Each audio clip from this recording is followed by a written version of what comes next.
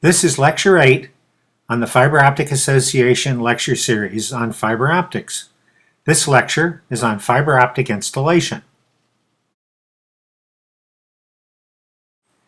There are two categories of fiber optic installation: outside plant and premises. And of course they are defined by their names. Outside plant are cables that are installed outside, and premises cabling is installed inside buildings. They're quite different. Let's look at how they're different. Outside plant includes many kinds of applications, such as telecommunications and cable TV. It involves long-distance networks and the internet. It involves municipal networks and traffic systems. And most of these use the same types of installation techniques, while their applications may be quite different. The first type of outside plant installation is underground. Underground is cables pulled in conduit that have been buried underground. It's very important with all outside plant installations to know the installation methods.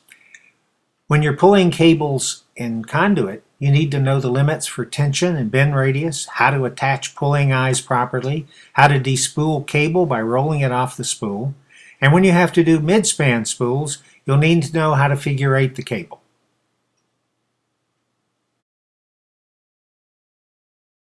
Long cable runs will generally use powered capstans for pulling the cable because they can be controlled very accurately and limits can be set on how much tension you use.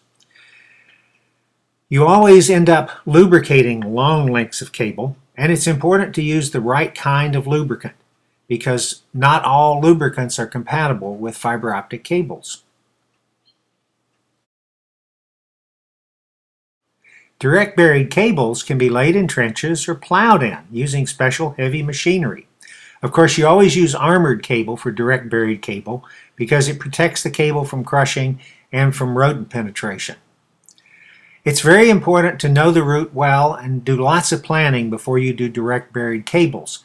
It's especially important to know what kind of cables and pipeline are already buried in the area, because it's very dangerous to dig up, obviously, other cables, or even more so, it's dangerous to dig up things like gas pipelines.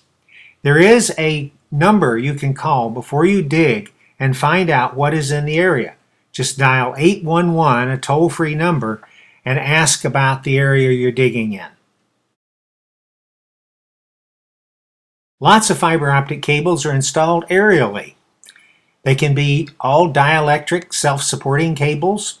They can be cables that are lashed to messengers or other cables.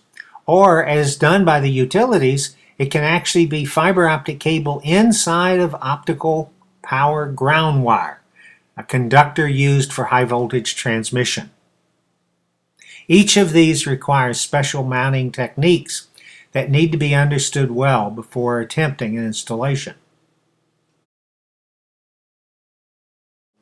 One question people often ask is, how are thousands of kilometer-long undersea links installed?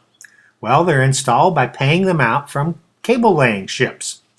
The cables themselves are actually built in factories and laid in large spools on board the ship and then paid out as the ship steams from point A to point B.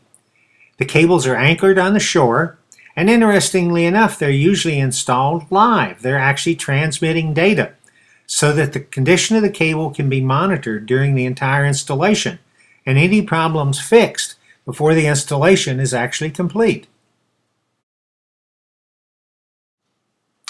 One of the most popular applications for fiber these days in the outside plant is installing fiber to the home.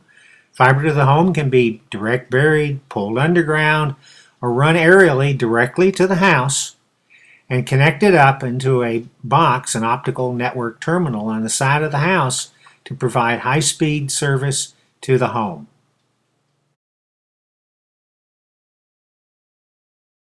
Outside plant runs are often very long, and they will require splicing together cable sections every 5 to 12 kilometers, or even more often for branching. It's mostly done with fusion splicing, and that fusion splicing is generally done in splicing trailers or tents so that the temperature can be controlled and the workplace can be kept clean.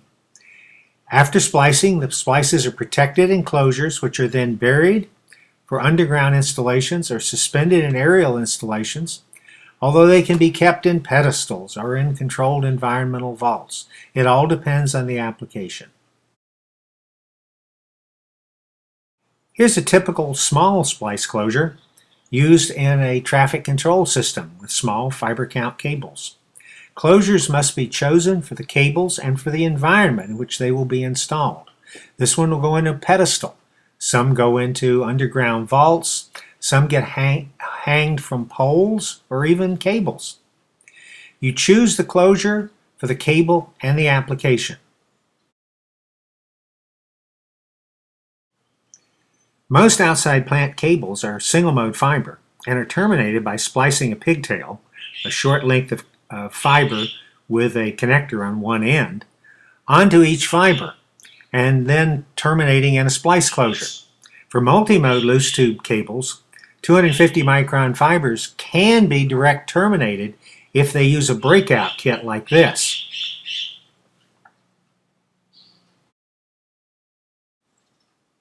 Fiber to the home led to the development of prefabricated cabling systems for the outside plant. Outside plant cables were terminated on one end with weather-resistant closures with seal connectors on them, and the other end was spliced into the installed cable plant. These can save lots of time in installation and often can save costs.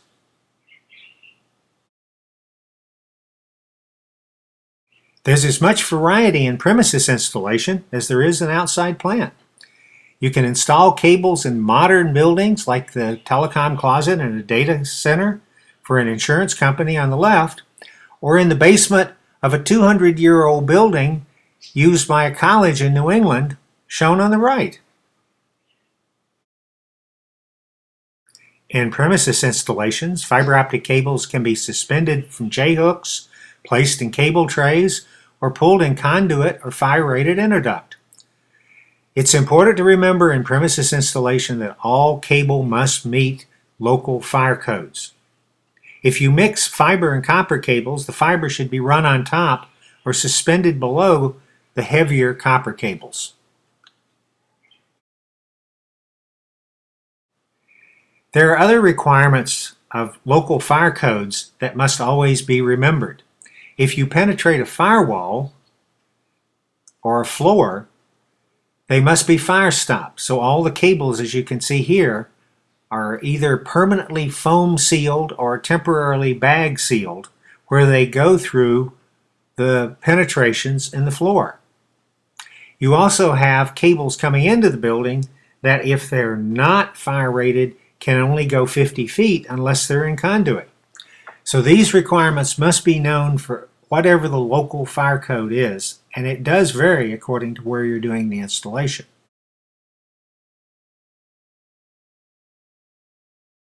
Prefabricated cabling systems for premises installation have been around for many years.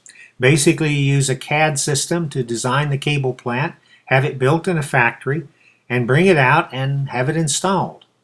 In the early days, we tended to terminate the cables and put the connectors inside protective boots to pull them. But today, a lot of the cables use multi-fiber connectors, and they use modules that fit in patch panels that connect up to the multi-fiber cables installed in the backbones. Another option for installing cable, primarily used in premises applications, but has also been used in metro systems and fiber to the home and the outside plant, is to install air-blown fiber. Here you install a cable, which is really a cable of plastic tubes, and then you blow special fiber into the tubes using high-pressure gas. The installation is relatively easy but requires special equipment. We're the Fiber Optic Association, the nonprofit professional society of fiber optics. You can learn more about fiber optics from our website, our online reference guide, our other YouTube videos,